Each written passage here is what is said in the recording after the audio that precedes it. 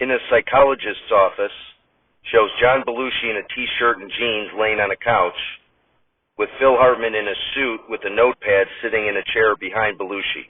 Hartman: "There you go, Jack. Have you made yourself comfortable?" Belushi: "I am comfortable, thanks, doctor." Hartman: "Very good. Now, before we start, I'd like to ask my new patients how they heard of me." Belushi: "Well, I just Googled shrinks for dead people. You were the first name to come up." Hartman: "Okay, and you have insurance?" Belushi: "Yeah, I gave it to your secretary." Hartman: "Very good. Now, before we begin delving into what's brought you here, I want to tell you a little bit about myself. I was a psychologist in Chicago during my life on Earth, and after having joined the afterlife 25 years ago, I realized that the souls here often need as much therapy as do the living ones, so I continued my practice up here." Belushi: "Gotcha." Hartman: "So, have you ever been to therapy before?" Belushi: "Once or twice when I was living, but I didn't get much out of it." Hartman: "Okay, and how long have you been dead?" Belushi: 41 years. Hartman: "Wow, you got me beat by 16 years. And you've never tried afterlife analysis?" Belushi: "Nope." Hartman: "Well, what ultimately led you to seeking me out?" Belushi: "Well, Doc, I've come to realize recently that despite being dead for so long, I'm still having trouble coming to terms with it, accepting it for what it is." Hartman: "What did you do in your prior life?" Belushi: "I was a performer, mostly sketch comedy." Hartman: "Is that right? Were you on anything I may have caught?" Belushi: "Probably not. I lost out to that extremely handsome and talented bastard John Belushi for Saturday Night Live, and I ended up on some show called Sunday Morning Live. It never really took." Hartman: "Uh-huh." Belushi: "But I was happy. I taught improv classes at Fourth City in Philadelphia and was married." Hartman: "How did you die and how old were you?" Belushi: "Drug overdose. I was 33. Hartman: "Oh boy, that's young." Belushi: "Yeah, tell me about it." Hartman: "Why were you taking drugs?" Belushi: "Why wouldn't I? They were a lot of fun." Hartman: "Yeah, but you realize they were dangerous, right?" Belushi: I guess so, but I felt indestructible at the time. And I guess I wanted to live life to the fullest and not be afraid of having some fun." Hartman: "Okay, and what problems are you having now as a deceased spirit?" Belushi: "Well, I'm just a little self-conscious about being dead." Hartman: "What do you mean?" Belushi: I feel like whenever anyone still living brings me up or thinks about me, it's always in the context of having died so young. But that's not what I want to be remembered for. I'd like to be remembered for being a loving husband, brother, son, uncle, and all the great experiences I had on Sunday Night Live.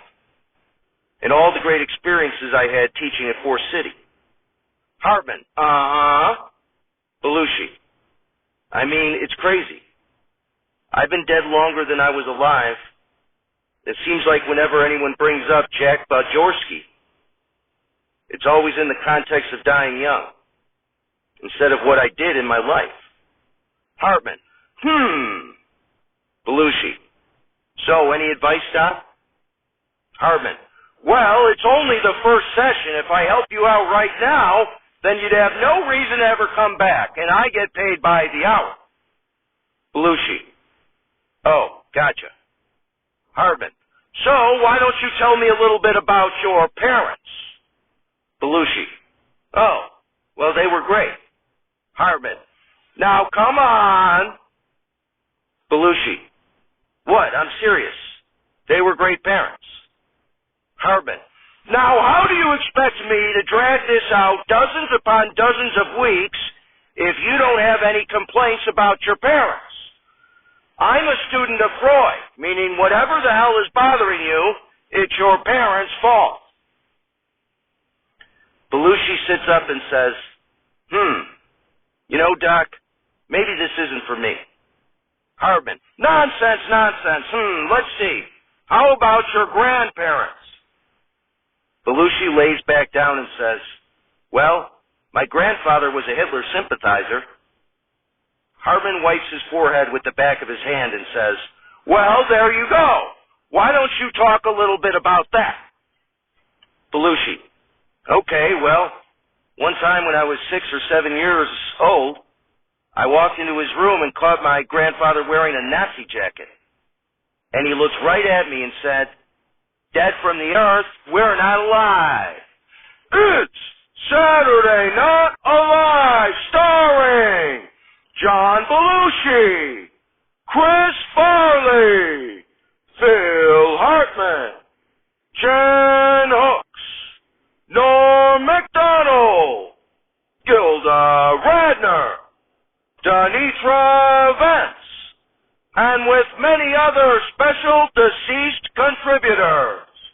Musical guest, Leon Redbone, and your host, Buck Henry. Everybody, Buck Henry. Applause, applause, applause. Henry. Thank you. I'm glad to finally be back on here. Thank you. You see, I've hosted this program before, but only one time, back in episode 127. And they only gave me that hosting gig because it was at that time that they kicked me off the Weekend Doug Update show with Norm MacDonald and Charlie Rocket. In my life, during my career, I hosted SNL 10 times, which is tied with Tom Hanks for fourth most all time, behind only Alec Baldwin, Steve Martin, and John Goodman. Applause, applause, applause. Kobe Bryant, George Carlin, Abraham Lincoln, and Martin Luther King Jr. all come out. Applause, applause, applause. Henry. Hey guys, what's going on? Carlin.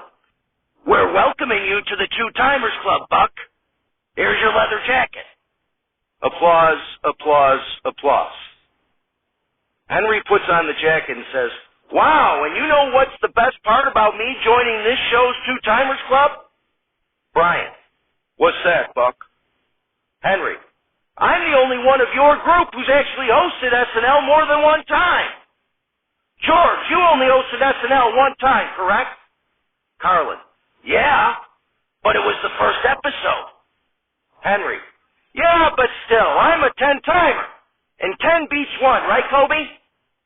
Brian. Last I checked. Henry. And you, Mr. Bryant, you never even hosted SNL at all, is that right? Brian nods. Henry. And President Lincoln and Dr. King, you were both assassinated before SNL even was on the air, correct? Lincoln and King nod. Henry. Well, there you have it. Saturday Night Alive's Two-Timers Club finally has a member who hosted SNL more than once. And you know what? I'm not going anywhere either. You can tell that goofy producer, Mr. King, that I'm going to keep hosting this show until I'm good and ready to call it a day. So get used to me, you dead studio audience. I'm not going anywhere. But we have a great show tonight. Leon Redbone is here, so get ready to shine on, Harvest Moon. We'll be right back.